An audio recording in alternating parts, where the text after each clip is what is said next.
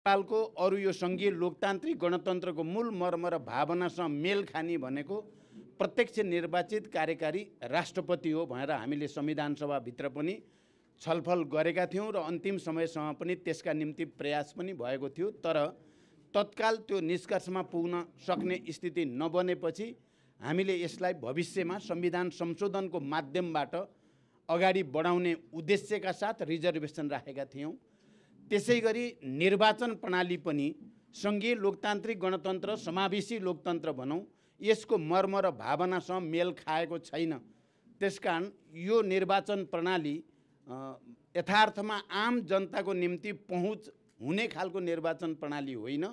आम जनताको पहुँच बनाउनको लागि र हाम्रो समाजको बनावट जस्तो छ, विभिन्न जात जाति भाषा भाषी क्षेत्र वर्ग समुदाय सबैको पनि प्रतिनिधित्व उचित ढङ्गले हुने गरी समानुपातिक निर्वाचन प्रणाली, पूर्ण समानुपातिक निर्वाचन प्रणाली बनायो भने एकातिर सबै समुदायको समुचित प्रतिनिधित्व पनि हुन्छ, अर्कोतिर खर्चिलो र भड्किलो निर्वाचन प्रणाली जो खाली ठुल्ठुला पुँजीपतिहरूले मात्रै वहन गर्न सक्ने त्यो प्रकृतिको प्रणालीलाई पनि सुधार गर्न सकिन्छ भनेर पनि हामीले त्यति बेला चाहिँ आफ्ना कुराहरू राखेका थियौँ।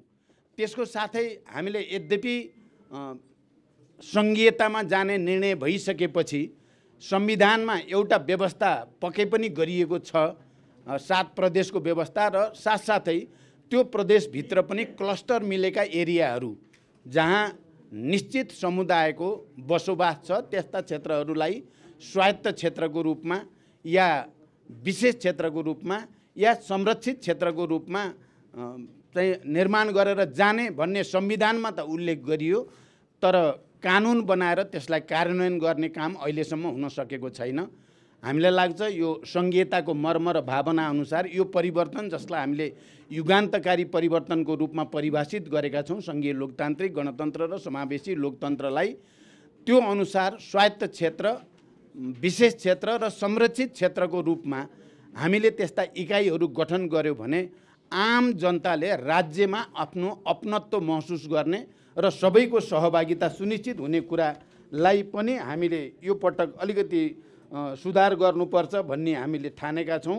त्यस्तै गरी हामी कहाँ एउटा कुरा राजनीतिक परिवर्तन चाहिँ हुने, तर त्यो राजनीतिक परिवर्तन अनुकूल प्रशासनमा सुधार या अन्य प्रणालीमा सुधार जति आवश्यक हुन्थ्यो त्यो सुधार नहुने गरेका कारणले पनि केही वर्षपछि राजनीतिक प्रणालीप्रति राजनीतिक सिद्धान्तप्रति नै मानिसहरूमा केही नयाँपनको अनुभूति नहुने गरेको पनि छ। त्यसकारण हामीले यो पटक चाहिँ संरचनागत सुधार गर्नको लागि उच्चस्तरीय प्रशासन सुधार आयोग गठन गरी कर्मचारी तन्त्रलाई रूपान्तरण गर्ने, स्वतन्त्र निष्पक्ष र जनताप्रति उत्तरदायी न्यायपालिकाको व्यवस्थापन गर्न, न्यायपालिकाको पुनर्संरचना गर्ने, उच्चस्तरीय सम्पत्ति छानबिन आयोग, किनकि यो सुशासनको कुरा निकै गम्भीर प्रश्न बनेको हामी सबैले महसुस गरेकै कुरा छ।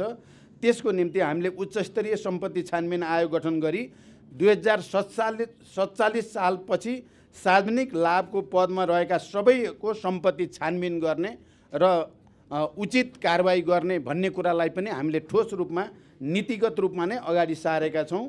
अर्को हामीले सुरुमै पनि यहाँ आइ नै सक्यो, राजनीतिक परिवर्तन त हुने, तर त्यो परिवर्तनसँग मिल्दो गरिकन आर्थिक प्रगति नहुने, विकास र समृद्धिको यात्रा र रणनीतिक कार्यनीति त्यस अनुकूलको नहुँदा राजनीतिप्रति नै जनतामा कहीँ न कहीँ भ्रम सिर्जना हुने र कहीँ न कहीँ त्यसबाट निराशा आउने गरेकै छ। यो घटना 7 सालदेखि यतापट्टि मात्रै हेऱ्यो भने पनि हामी त्यो एउटा ट्रेनकै रूपमा देख्छौँ। यो पटक तपाईहरुले सायद नोट गर्नुभएको होला, मैले सार्वजनिक समारोहहरूमा बोल्दा या अन्तर्वार्ताहरूमा तपाईहरुसँग कुराकानी गर्दा पनि मैले भनेको छु, अहिले अबको हाम्रो मुख्य काम भनेको आर्थिक क्रान्ति, आर्थिक समृद्धि या सुशासन र समृद्धि नै हो। र मैले त आफ्नो तहबाट चाहिँ बोल्दा मैले आफ्नो बाँकी जीवन अब सम्पूर्ण रूपले नेपालमा आर्थिक समृद्धिको निम्ति, विकासको निम्ति केन्द्रित गर्ने कुरा गर्दै आएको छु र हाम्रो प्रतिबद्धता पत्रमा पनि त्यसरी नै एउटा क्रम भङ्ग गर्ने सामान्य सुधारको तरिकाले यो हुनेवाला छैन। त्यसकारण आर्थिक क्रान्ति, आर्थिक समृद्धिको निम्ति सम्पूर्ण तागत लगाएर निरन्तरतामा क्रम भङ्ग गरेर जानुपर्छ भन्ने मान्यता हामीले अगाडि सारेका छौँ। व्यापार घाटा नियन्त्रणका लागि राष्ट्रिय व्यापार प्रतिष्ठान गठन गर्ने, रोजगार वृद्धिका लागि राष्ट्रिय रोजगार प्राधिकरण गठन गर्ने, राष्ट्रिय महत्त्वका आयोजनाको द्रुत कार्यान्वयन र पुँजीगत खर्च वृद्धिका लागि राष्ट्रिय विकास आयोजना कार्यान्वयन प्राधिकरण गठन गर्ने, यस्ता संरचनागत सुधारद्वारा आर्थिक विकासलाई गति दिने परिकल्पना हामीले गरेका छौँ। समाजवाद उन्मुख प्रणाली निर्माण गर्नको लागि सामूहिक उत्पादन प्रणाली विकास गर्ने, स्वास्थ्य र शिक्षा राज्यको जिम्मेवारी हुने गरी अगाडि बढाउने, एकीकृत रूपको सबल सामाजिक प्रणाली कार्यान्वयन गर्ने, सार्वजनिक यातायातमा सरकारको भूमिका वृद्धि गर्ने, समानता समावेशीकरण र विकासको प्रतिफलको न्यायोचित वितरणको संरचनामा जोड दिने भनेर भनेका छौँ। र यो नीतिगत र संरचनागत सुधारको साथै हामीले केही ठोस कार्यक्रमहरू पनि यसै अनुकूल हुने गरी अगाडि सारेका छौँ हामीले यो प्रतिबद्धता पत्रमा। त्यसमा कुनै पनि प्रकारको वैदेशिक सैन्य गठबन्धनबाट मुक्त गरी नेपाललाई शान्ति क्षेत्रको रूपमा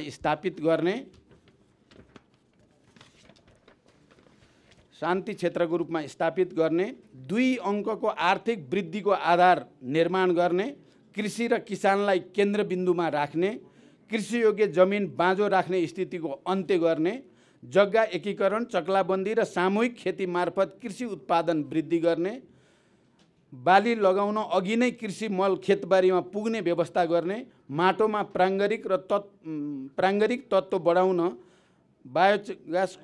बायोचारको उत्पादन र प्रयोगलाई प्रोत्साहन दिने, रासायनिक मलको उपयोग कम गर्दै जैविक प्राङ्गारिक मल उत्पादन र प्रयोग बढाएर लैजाने, जैविक खेतीलाई योजनाबद्ध रूपले प्रोत्साहन गर्ने, वैज्ञानिक भूमि सुधारलाई अगाडि बढाउने, कृषि उत्पादनको समर्थन मूल्य तोकी कृषि उपजको उचित मूल्य प्राप्त गर्ने सुनिश्चित गर्ने, प्रत्येक प्रदेशमा 2टा आधुनिक औद्योगिक केन्द्र निर्माण गर्ने, हरेक पालिकामा 1 औद्योगिक ग्राम निर्माण गर्ने, वैदेशिक रोजगारीबाट फर्किएकाहरूलाई उद्यममा लगाउने विशेष सहयोग र छुटको वातावरण तयार पार्ने, सरकारी कार्यालयहरूमा नेपालमै उत्पादित स्वदेशी वस्तु उपलब्ध हुने हदसम्म त्यसकै प्रयोगलाई अनिवार्य बनाउने, राष्ट्रिय गौरवका आयोजना, उत्पादनमा आधारित कृषि परियोजना, पर्यटन र औद्योगिक प्रतिष्ठानहरूमा 10 लाख युवाहरूलाई रोजगारीको वातावरण बनाउने, रोजगार प्राधिकरण अन्तर्गत 20 लाख युवा रोजगार र स्वरोजगार बनाउने, आगामी स्थानीय निर्वाचनसम्ममा विदेशमा रहेका नेपाली नागरिकहरूले आफू कार्यरत रहेको मुलुकबाट मतदान गर्न पाउने व्यवस्था मिलाउने, शिक्षालाई पूर्वाधार मध्ये प्रमुख पूर्वाधार मान्दै शिक्षामा लगानी गुणात्मक वृद्धि गरिनेछ। 5 वर्षमा 20% पुर्याउने हामीले लक्ष्य निर्धारण गरेका छौँ। नयाँ सरकार बनेको 6 महिनाभित्र नयाँ शिक्षा ऐन जारी गर्ने, 12 कक्षासम्म अनिवार्य र निःशुल्क शिक्षा लागू गर्ने, शैक्षिक सत्र सुरु हुनु 1 महिना अघि नै सबै पुस्तक शैक्षिक संस्थामा पुर्याउने, प्रत्येक प्रदेशमा 1 प्रादेशिक विश्वविद्यालय गठन गर्ने, सिक्दै कमाउँदै कार्यक्रमलाई व्यवस्थित र प्रभावकारी ढङ्गले कार्यान्वयन गर्ने, हरेक पालिकामा आधारभूत अस्पताल निर्माण गर्ने, गरिब, विपन्न, असहाय वर्गको निःशुल्क स्वास्थ्य उपचारको व्यवस्था गर्ने, बालबालिका तथा ज्येष्ठ नागरिकहरूको लागि विशिष्टीकृत अस्पतालहरूको व्यवस्था गर्ने, उपचारात्मक सेवाको साथै निवारण पद्धति र जनस्वास्थ्यमा क्षेत्रमा जोड दिने, सार्वजनिक यातायातलाई राज्यको संलग्नता र विद्यमानमा सहज र सुरक्षित तुल्याउन अधिकार सम्पन्न यातायात व्यवस्था प्राधिकरण गठन गर्ने, अदालतको आदेशलाई सम्मान गर्दै वातावरणको रक्षामा तात्विक रूपमा प्रतिकूल असर नपर्ने गरी निजगढ अन्तर्राष्ट्रिय विमानस्थल निर्माण अगाडि बढाउने,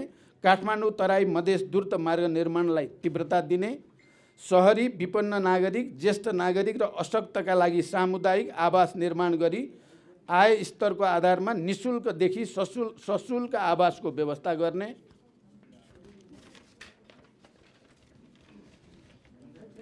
काठमाडौँ उपत्यका वरिपरिका जिल्लाहरू जोड्ने गरी चक्रपथ निर्माण गर्ने, फोहोर प्रशोधन व्यवस्थाको दीर्घकालीन योजना बनाएर लागू गर्ने, चुरे क्षेत्र संरक्षणको लागि त्यहाँ रहेका जोखिमपूर्ण बस्ती तथा अव्यवस्थित कृषिलाई वैकल्पिक स्थानमा व्यवस्थापन गर्ने, वातावरण मैत्री विकासको अवधारणा अघि बढाउने, हरेक पालिकामा वातावरण अधिकृत राख्ने, आदिवासी, जनजाति, मधेसी, मुस्लिम लगायतको समानुपातिक समावेशी प्रतिनिधित्वलाई सुनिश्चित गर्ने, प्रतिनिधि सभा तथा प्रदेश सभाको निर्वाचनमा महिलाको लागि प्रत्यक्षतर्फको 33% निर्वाचन क्षेत्र नै आरक्षित गर्ने, निर्वाचन क्षेत्र नै आरक्षित गर्ने र समानुपातिक तर्फको 33% को निम्ति भएको व्यवस्थाको विधि संशोधनमा पहल गर्ने, महिलाहरूले गर्ने अनौपचारिक क्षेत्रको कामलाई राज्यको कुल ग्राहस्थ उत्पादनमा स्पष्टसँग झल्कने गरी गणनाको व्यवस्था गर्ने, प्रत्येक पालिकामा महिला सहायता केन्द्र स्थापना गर्ने,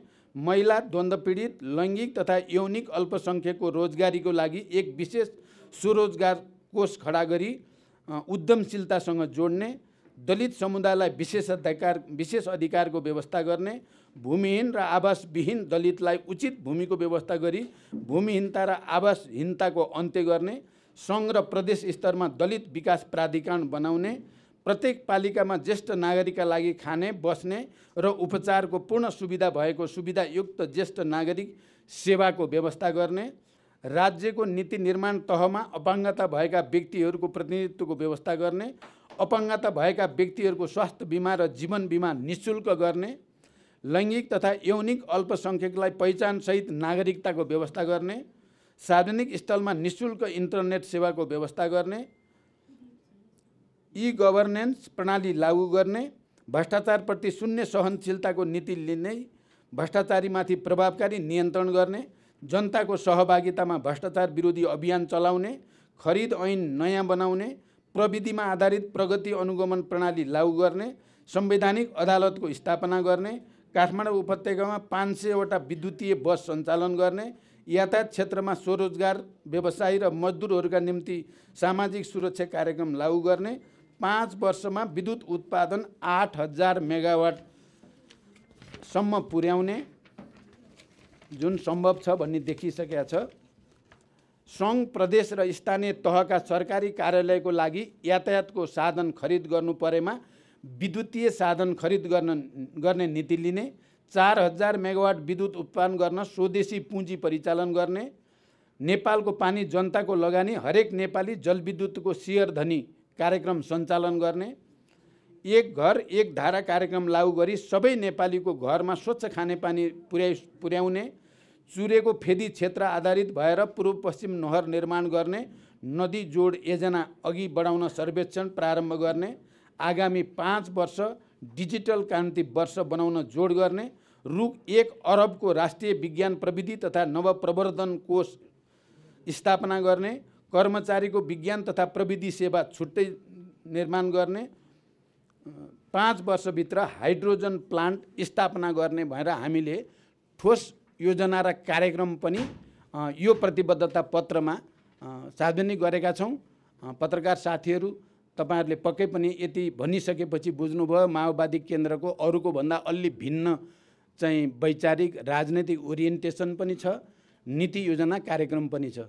सङ्घीय लोकतान्त्रिक गणतन्त्र या भनौँ 12 बुँदे समझदारी हुँदै शान्ति सम्झौता र संविधान सभा हुँदै समावेशी लोकतन्त्र सङ्घीय लोकतान्त्रिक गणतन्त्र स्थापनामा माओवादी केन्द्रको के भूमिका थियो भन्ने कुरा इतिहास सिद्ध पनि छ। आम नेपाली जनता यसमा जानकार नै हुनुहुन्छ। तपाईँ पत्रकार साथीहरूले युद्धको बेलामा पनि शान्तिको बेलामा पनि सकारात्मक योगदान तपाईहरुले गर्दै आउनु भएको छ र मैले पार्टीको तर्फबाट तपाईहरुको शान्ति लोकतन्त्र र समृद्धिको लागि तपाईहरुको सहयोगको लागि मैले सधैँ धन्यवाद भन्दै आएको छु। अहिले पनि यो प्रतिबद्धता पत्र जसले संविधान संशोधन गर्दै संरचनामा पनि सुधार गरेर मात्रै भ्रष्टाचार नियन्त्रण गर्न सकिन्छ, सुशासन कायम गर्न सकिन्छ र यो निर्वाचन र शासन प्रणालीलाई अझ बढी जनमुखी अझ बढी वस्तुवादी बनाउन सकिन्छ भन्नुको साथै हामीले ठोस कार्यक्रम जे पेश गरेका छौँ यसलाई पनि आम नेपाली जनताको बीचमा पुर्याएर तपाईहरुले सहयोग गर्नुहुनेछ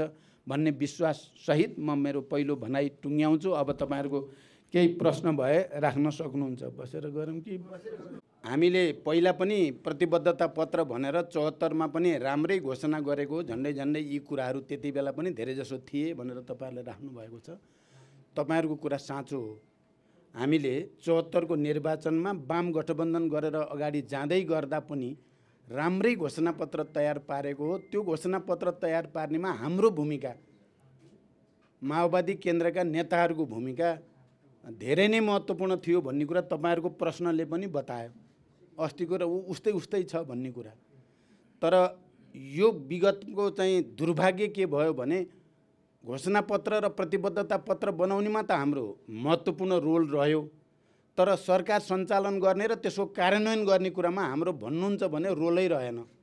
बरु उल्टै पार्टीभित्रै चाहिँ हामीलाई आइसोलेट गर्ने, केही काम गर्न नदिने, बजेट निर्माणमा कुनै सरसल्लाह नहुने र एकाधिकारवादी ढङ्गले सरकार चल्न थालेपछि ती प्रतिबद्धता र घोषणाहरू कार्यान्वयन गरेको तहमा लैजान सकिएन। त्यसमा हामीले विगतमा हाम्रो तर्फबाट भएका कमीहरूको पनि हामीले आत्मसमीक्षा पनि गरेका छौँ। तपाईहरुले यो प्रतिबद्धता पत्र पुरै पढ्दा देख्नुहुनेछ। हामीले इमानदारीता साथ नै भनेका छौँ। हामीले धेरै उद्देश्य राखेका थियौँ, तर यो कारणले गर्न सकिएन। त्यसको सियर हामीले पनि लिएका छौँ र आउने दिनमा त्यस्ता कमीहरू दोहोरिन दिँदैनौँ भनेर पनि हामीले भनेका छौँ। त्यसकारण अब मैले पहिला भन्ने कुरा 74 को र अहिलेकोमा फरक के छ भने अहिले हामी आफैले प्रतिबद्ध पत्र तयार पनि पार्ने र आफै कार्यान्वयन गर्ने ठाउँमा छौँ भन्ने हाम्रो विश्वास छ। त्यसकारण यसलाई कार्यान्वयन गरिन्छ, म यो विश्वास तपाईहरुलाई दिलाउन चाहन्छु। एकजना पत्रकार साथीले गोर्खाको कुरा पनि राख्नुभयो। बाइ द वे, म कहाँ सुरक्षित र कहाँ असुरक्षित भनेर म निर्वाचन क्षेत्रमा जानी गरेको छैन। म यतिका धेरै पत्रकार साथीहरू मार्फत नेपाली जनतासँग फेरि एकचोटि भन्न चाहन्छु, म रोल्पा र काठमाडौँमा चुनाव लड्दै गर्दा जनयुद्ध र जनआन्दोलनका भावनाहरूलाई एकताबद्ध गर्ने ऐतिहासिक उद्देश्यमा आधारित भएर त्यहाँबाट लडेको थिएँ। चुनाव जित्नको लागि मात्रै त्यहाँबाट लडेको थिइनँ। मधेस पहाड र हिमालमा कहीँ न कहीँ चाहिँ त्यहाँ विद्वेष पैदा हुन्छ कि भने जस्तो देखिएपछि म मधेस गएको थिएँ, सिराहामा। त्यसो गर्नुको मेरो उद्देश्य चुनाव जित्नु मात्रै थिएन। मेरो उद्देश्य मधेस पहाड हिमाललाई एकताबद्ध गर्ने, यो परिवर्तनको आन्दोलनको एउटा प्रमुख नेता हुनुको नाताले मैले मधेसी जनताको विश्वास जितेर राष्ट्रिय एकतालाई सुदृढ गर्ने भूमिका खेल्नुपर्छ भनेर गएको थिएँ। म चितवनमा आफ्नो गृह जिल्लामा एकचोटि जानु नै पर्छ, त्यहाँको जनताको अपेक्षा अनुसार म अन्तिममा चितवन गएँ र अहिले गोर्खा एउटा ऐतिहासिक जिल्ला जहाँबाट हामीले जनक्रान्तिको सम्पूर्ण तयारी र सुरुवात गरेका थियौँ, जहाँ म साह्रै युवा अवस्थामा अध्यापन गरेर गोर्खासँग, गोर्खाली जनतासँग नजिकबाट परिचित हुने मौका पाएको थिएँ। त्यही ठाउँको पार्टी, जनता, बुद्धिजीवी गठबन्धनका साथीहरू समेतको आग्रहपछि र पहिला पनि मैले सोचेको थिएँ, पहिला 74 मा पनि पहिला पनि गोर्खाको पार्टी र त्यहाँको साथीहरूले मलाई गोर्खा आउन त भनिराख्नुहुन्थ्यो। त्यसकारण मैले सुरक्षा र असुरक्षा हेरेर गोर्खा गएको होइन।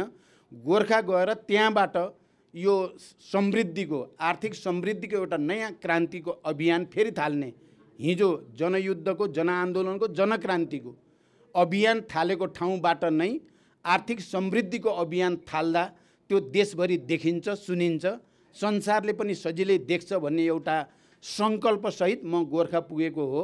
म हिजो र अस्ति 2 दिनसम्म तपाईहरुले थाहा पाउनुभयो 44 वटा साना साना भेटघाट कार्यक्रमहरू सम्पन्न भए। जनतामा निकै ठुलो उत्साह देखेको छु मैले। निर्वाचन परिणाम त जनताको उत्साह देखेपछि त्यो सुनिश्चित छ भन्ने कुरामा कसैको दुविधा नै छैन। मैले यति भने यो विषयमा। अब हामीले यहाँ निर्वाचन प्रणाली या शासकीय स्वरूप या संरचनागत सुधारको कुरा हामी एक्लैको त बहुमत आइहाल्ने स्थिति छैन, 2/3 त झन् आउने कुरै भएन। अनि गठबन्धनले मान्दैन भने तपाईहरु यसलाई लागू कसरी गर्नुहुन्छ त? यो लागू हुन्छ भन्ने विश्वासको आधार के भनेर तपाईहरुले राख्नु भएको छ। म के ठान्छु भने हामी गठबन्धनभित्र पनि छलफल गर्छौँ, अन्य राजनीतिक शक्तिहरूसँग पनि छलफल चाहिँ हामी पक्कै पनि गर्छौँ र यो प्रत्यक्ष निर्वाचित कार्यकारी प्रमुखमा चाहिँ देशका राजनीतिक शक्तिहरूको झन्डै बहुमत दलहरू चाहिँ यसको पक्षमा छन्।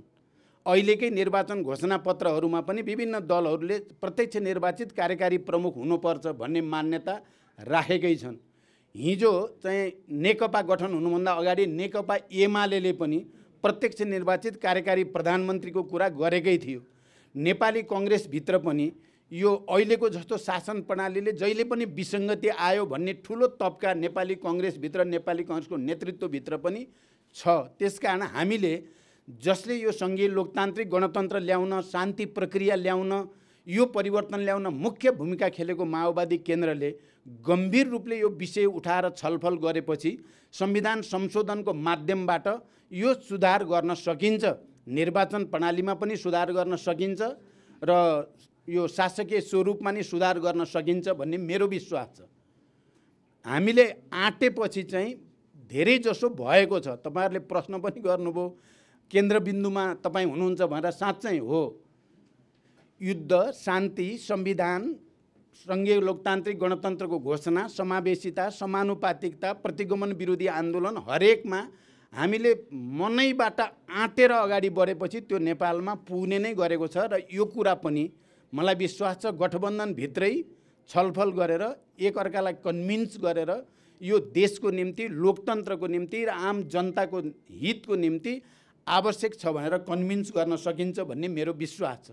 यसमा तपाईँ पत्रकार साथीहरूले जसरी प्रतिगमन विरोधी आन्दोलन होस् या संविधान सभाबाट संविधान निर्माण गर्ने प्रक्रिया होस्, हरेकमा तपाईहरुले जसरी सकारात्मक भूमिका खेल्नु भएको छ र जनमतलाई सकारात्मक बनाउन, परिवर्तनको पक्षमा बनाउन भूमिका खेल्नु भएको छ, अहिले पनि तपाईहरुले पनि यो सुधार आवश्यक छ। सबै खालका राजनीतिमा देखा परेका विसङ्गति, विकृति हटाउनको निम्ति प्रत्यक्ष निर्वाचित कार्यकारी प्रमुख र निर्वाचन प्रणाली जनसमुदायको अवस्थिति, नेपाली समाजको विकास जसरी भएको छ त्यही अनुसार सबैको पहुँच हुने गरी हुनु पर्यो भनेर तपाईहरुले पनि आवाज उठाइदिनु भयो भने मलाई लाग्छ छिटै नै यो विषयमा राष्ट्रिय सहमति बनाउन सकिन्छ। अर्को घोषणापत्र, अब तपाईहरुको त यो खालको आयो, सुनियो, तर अब गठबन्धनको त फेरि आफ्ना आफ्नै चाहिँ पार्टीहरुको आफ्नै आफ्नै पनि छ भन्ने कुरा जो राख्नु भएको छ। सबभन्दा पहिले हामीले गठबन्धनको तर्फबाट संयुक्त अपिल र प्रतिबद्धता प्रकाशित गरि नै सकेका छौँ। छोटो भए पनि त्यसमा सार संक्षेपमा अहिले गठबन्धनभित्र हाम्रो समझदारी के हो, सहमति के हो भन्ने कुराको जनतालाई आम रूपमा अपिल गरिएको छ र गठबन्धनलाई विजयी गराउनको निम्ति र हामी गठबन्धनले गर्ने काम यी हुन् भनेर सार संक्षेपमा ती कामहरू सबभन्दा पहिला गरिसकिएको छ। र त्यसपछि प्रत्येक पार्टीका आफ्ना विचार छन्, आफ्ना सिद्धान्त छन्, आफ्ना मूल्य मान्यता छन्, आफ्ना कार्यक्रम छन्। त्यसअनुसार नेपाली कांग्रेसले पनि आफ्नो घोषणापत्र जारी गरेको छ र अरू पार्टीहरूले पनि, आजै पनि मैले देख्दै थिएँ एकीकृत समाजवादीले नै जारी गरे, सायद अरू पार्टीले नै गरेका छन्। त्यसमा चाहिँ फेरि प्रत्येक पार्टीका आफ्ना प्रतिबद्धता, आफ्ना विचार, आफ्ना मूल्य मान्यता जो जनताले थाहा पाउन जरुरी छ। गठबन्धनभित्रका दलहरू पार्टी एकता गरेका होइनन्, ती एउटै पार्टी हुनेतिर अगाडि बढेका दलहरू पनि होइनन्। ती एउटा निश्चित ऐतिहासिक आवश्यकता, राष्ट्रिय आवश्यकताद्वारा गठबन्धनमा आबद्ध भएका हुन्। तपाईहरुलाई यो कुरा प्रष्ट थाहा छ। हामीले संविधानको रक्षा, लोकतान्त्रिक गणतन्त्र र संघीयताको रक्षा र राष्ट्रको रक्षाको मुख्य उद्देश्यमा गठबन्धन गरे हो। त्यसमा हाम्रो अहिले पनि सहमति छ। तर माओवादी केन्द्रको विचार, सिद्धान्त, मूल्य मान्यता र अरू पार्टीका आफ्ना विचार, मूल्य मान्यता पनि नेपाली जनताले थाहा पाउनुपर्छ र मतदान गर्दा जनताले त्यो कुरा बुझेर आत्मसात गरेर विवेक प्रयोग गरेर मत हाल्ने अधिकार जनताको छ। जनताको त्यो अधिकारलाई हामी कसैले पनि गठबन्धनको नाममा या मोर्चाको नाममा जनताको अधिकारलाई माथि हामीले कुनै खालको हस्तक्षेप या कुनै खालको दबाब दिन हुँदैन। त्यस अर्थमा पनि फेरि हरेक पार्टीका आफ्ना हुनु स्वाभाविक छ। र म यति भनिसकेपछि यसैमा के भनेर टुङ्ग्याउन चाहन्छु भने तपाईहरुलाई थाहा छ हामीले हिजो विद्रोह गर्दै गर्दा, जनयुद्धमा हुँदै गर्दा हामीले संविधान सभा भन्यौं, संघीयता भन्यौं, गणतन्त्र भन्यौं, लोकतन्त्र भन्यौं, समावेशी समानुपातिक भन्यौं, यो देशका मधेसी, आदिवासी, जनजाति, दलित, महिला, मुस्लिम सबैलाई पहिचान चाहियो, अधिकार चाहियो भन्यौं। सुरुमा हामीले त्यो भन्दा चाहिँ स्थापित भनिएका ठुला दलका कतिपय नेताहरूलाई बिल्कुल मन परेको थिएन र यो असम्भव देखिन्थ्यो। तर हामीले भन्दै गयौं, त्यसको निम्ति पहल गर्दै गयौं, अन्ततः ती सबै विषयमा राष्ट्रिय सहमति बन्यो। माओवादीले हिजो बडो ठुलो दुःख कष्ट झेलेर ठुलो त्याग र बलिदानको बीचबाट उठाएका सबै मुद्दा राष्ट्रिय सहमतिका मुद्दा बन्यो र देश संविधान सभामा नि गयो, संघीय लोकतान्त्रिक गणतन्त्र र समानुपातिक लोकतन्त्रमा पनि गयो भने यी विषयहरू पनि अहिले माओवादीले धेरै विचार गरेर उठाएको हो। पत्रकार साथीहरू, यो त्यति हचपचमा एउटा चुनावमा फालिहालौँ भन्ने बिल्कुलै होइन। हामी धेरै लामो समयदेखि समस्यातिर जाँदैछ है देश। फेरि यदि हामीले आर्थिक समृद्धिको नयाँ संरचना र नयाँ चाहिँ तपाईको कमिटमेन्ट, प्रतिबद्धता नयाँ संरचना र नयाँ रणनीति बनाएर अगाडि गएनौँ भने देश फेरि दुर्घटना पर्ने खतरा छ। हामीले प्रतिगमन विरोधी आन्दोलनको बेला नजिकबाट आफ्नो त्यो स्थिति देख्यौँ, भोग्यौँ। त्यसकारण हामीले गम्भीर समीक्षा गरेर यी कुरा अगाडि सारेका छौँ। मलाई लाग्छ ढिलो छिटो 5 वर्ष लाग्दैन, एकाध वर्षभित्र यसमा राष्ट्रिय सहमति हुन्छ, देश संरचनागत सुधारमा जान्छ अनि भ्रष्टाचार नियन्त्रणको निम्ति कडा कानुनहरू बन्छन्। र यहाँ हामीले भन्यौँ सबै प्रमुख प्रधानमन्त्रीदेखि 47 साल यता भएका सबै मुख्य सचिव, विशिष्ट श्रेणीका कर्मचारीदेखि राजनीतिक नेतादेखि सबैको सम्पत्ति छानबिन गर्ने उच्च स्तरीय शक्तिशाली आयोग बनोस्। त्यसले चाहिँ कारबाहीको प्रक्रिया अगाडि बढाओस्। त्यहीँबाट सुरु हुन्छ भ्रष्टाचार नियन्त्रण। नत्र मुखले मात्रै भनेर संरचना भएन र त्यो कमिटमेन्ट भएन भने हुँदैन भन्ने उद्देश्यका साथ यो कुरा अगाडि सारिएको छ। म तपाईँ सबै पत्रकार साथीहरूलाई त्यो स्पष्ट गर्न चाहन्छु। पहिलेका काम र अब गर्ने विश्वास मैले अघि पनि भने, पहिलेको काममा पक्कै पनि हामी निर्णायक हुन सकेनौँ, पाएनौँ। हामीले घोषणापत्र निर्माणमा आफ्नो चाहिँ योगदान ठुलो गरे पनि त्यसको कार्यान्वयन गर्ने बेलामा हामीसँग त्यो चाहिँ अधिकार या त्यो नेतृत्व रहेन। हामी चाहन्छौँ यो पटक त्यस्तो हुने छैन। हाम्रो गठबन्धन जो छ त्यो गठबन्धनले हाम्रा मूलभूत मागहरूलाई, सुधारका कुरालाई गठबन्धनले स्वीकार गर्नेछ, स्वीकार गर्ने बनाउन सकिन्छ भन्ने पनि मेरो विश्वास छ। र म तपाईँहरूलाई यस सन्दर्भमा दुईटा कुरा म यो प्रतिबद्धता पत्रको पढेर सुनाउन आवश्यक ठाने। मैले अब के गरियो भनेर धेरै भन्न सकिन्छ, त्यो त बुकलेट पनि निक्लेको छ। म पहिलोचोटि प्रधानमन्त्री हुँदा के चाहिँ कामको सुरुवात गरिएको थियो, विद्युतीकरणलाई कसरी अगाडि बढाउन सोचियो, मध्य पहाडी लोकमार्ग निर्माणको चाहिँ अभियान कसरी लगियो, उत्तर दक्षिण कोरिडोर बनाउने कुरा कसरी लगियो भन्ने कुरा तपाईँहरूलाई थाहा छँदैछ। त्यही प्रक्रियामा देश अगाडि बढिरहेको देख्छु मैले। मानिसहरूले यसलाई स्वीकृति दिन, स्वीकार गर्न अप्ठ्यारो लाग्छ होला, प्रचण्डको बेला भएको भनेर भन्यो भने त अप्ठ्यारो मान्ने मान्छे छन्, तर भएको त्यही हो। म अहिले खालि दुईटा प्यारा पढेर सुनाउँछु। अध्यक्ष कमरेड प्रचण्डको छोटो प्रधानमन्त्रीत्व कालमा पनि राजनीतिक समस्या समाधान र विकास निर्माणको क्षेत्रमा केही उल्लेखनीय कार्य हुन सके। खास गरी दोस्रो कार्यकालमा मधेस आन्दोलनलाई शान्तिपूर्ण अवतरण गराई छोटै समयमा पनि आर्थिक वृद्धि र सामाजिक विकासको आधार तयार गरियो। मुलुकलाई वर्षौँदेखिको लोड सेडिङबाट मुक्त गराइयो। काठमाडौँ निजगढ द्रुत मार्ग लगायतका ठुला आयोजनाहरूको निर्माण कार्य अघि बढाइयो। चीनसँग बेल्ट एन्ड रोड सम्झौतामा हस्ताक्षर गरियो। प्रधानमन्त्री स्वयंले निर्माणाधीन ठुला परियोजनाहरूको अनुगमन गर्ने, राष्ट्रिय गौरवका आयोजनाहरूको कार्यान्वयनको प्रभावकारी तुल्याउन प्रक्रियागत सुधार गर्ने जस्ता कार्य भए। यिनै पहलहरूको आधारमा चौथो त्रिवर्षीय योजनाले राखेको लक्ष्यभन्दा बढी आर्थिक वृद्धि हासिल हुन सक्यो, 7.5%, पहिलोचोटि 25 वर्षपछि।